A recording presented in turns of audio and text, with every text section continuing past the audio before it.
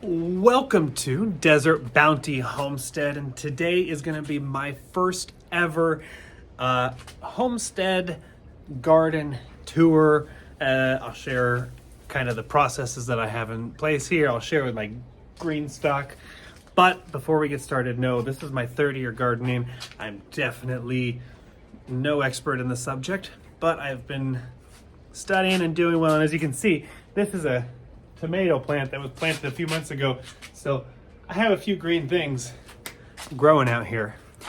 That being said, I'll walk you through the systems I use. I have composting, quail, I got my whole garden here in a basically it's 11 by 15 space, more or less. And I recently found out that they consider the US recently changed what they consider a farm. And so a farm is technically any piece of land that produces, I guess, and sells, but produces more than $1,000 worth of product every year. So this may be Desert Bounty Farms, who knows? But let's take a garden tour. I'm gonna start with my green stock, go through my tomatoes and everything else we're growing. Let's start. For reference, I'm in Las Vegas. I think it's zone 9A or B, and I live in a gated community, very small piece of property. And this is my little paradise. And first thing we're gonna start with here is my green stock. And a lot of people say it's difficult to grow things on the green stock in Las Vegas because of the temperature. It's my first year with it. I've just been keeping it in the shade. It's been doing pretty well. Let's see what we got on here.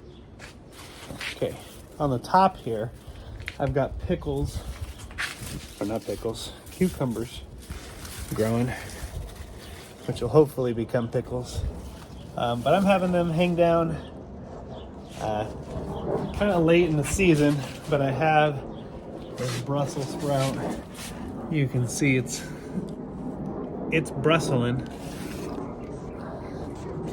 Down here, we've got pinto beans. There's pods. This is a bush style, so they don't get very big, you know, but there's definitely lots of little pods on here. All over the place. Let's take a pan of what we got here. Okay, this is one of my quail coops. You can see they're in there doing their thing. We got 10 quail in here. This is made out of a old bunk bed. You know, some people will say this is not technically predator proof, but it works. We've got gooseberry plant here. This is its second year. I bought it as a bare root, and so it produced a couple flowers this year, but didn't do much as far as producing. Not everything is perfect in the garden. I don't know what's happening on my eggplant here, but you can see the stem is dying up, going down, and over that way. It is still producing eggplants. This is called fairy tale eggplant. It does really well for me. Last year I think we got over 100 eggplants, or maybe 200 eggplants off that. We got a little bigger style. They're still little. Very thorny. You can see they're just mostly babies on there. Now we got this giant spaghetti squash. Kind of comes out of here. We got the big, I mean, it's hard to see in this picture. And then it grows on a string that I've just been trellising. It's gonna go up to there. Now, we talk about some dill or any of your herbs. Let them go to flower. This year I've had almost zero pest pressure. Like, yeah, there's aphids inside this dill, but this dill, and I let cilantro go to flower.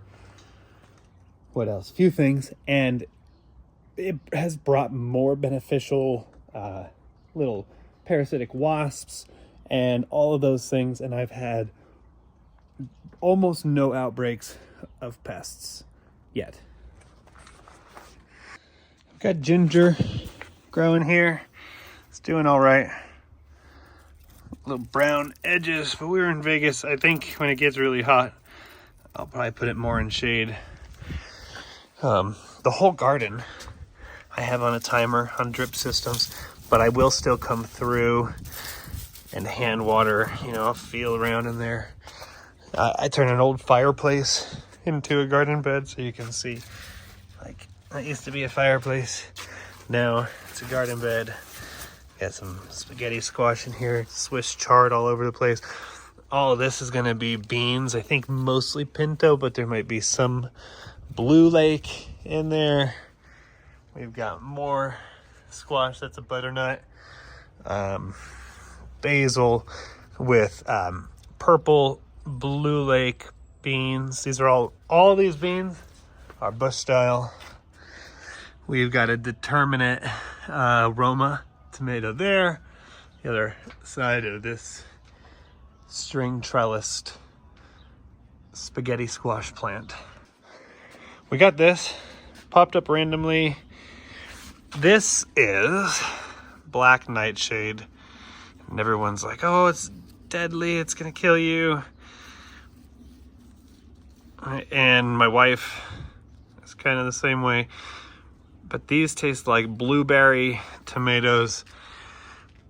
They're not to be mistaken for deadly nightshade, but the reason why more of these are not eaten is because my wife has freaked me out about eating them now. But I hear that you can eat these and they're full of antioxidant, but most likely I'll throw them away.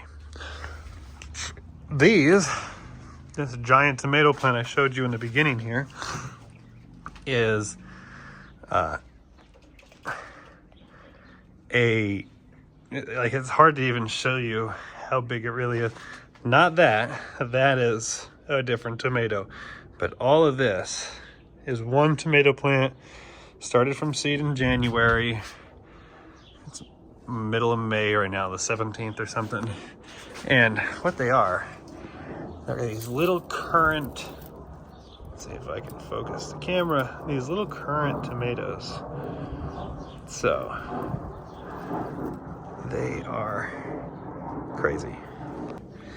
This is the most dangerous spot of my garden. All these bees hanging out here in the base of this flower pot.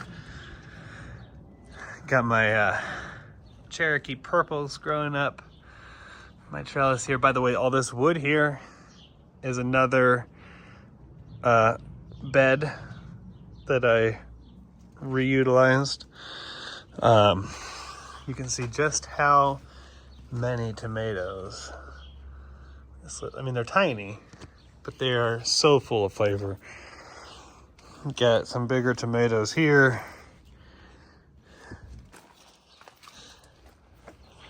Strawberries. They're going crazy.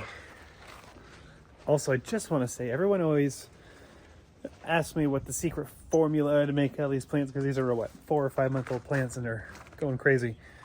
Just use fertilizer. Nothing fancy. Don't try to use home remedies.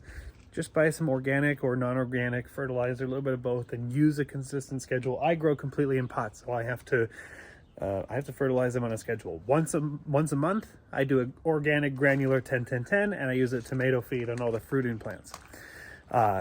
Every other week, I will do a full synthetic fertilizer on basically the whole garden, and then I will do a bloom booster once a week on all the fruiting plants. So, you have to keep up on container garden soil temperature, wetness, and fertilization. And even in the desert, you can really grow pretty great crops.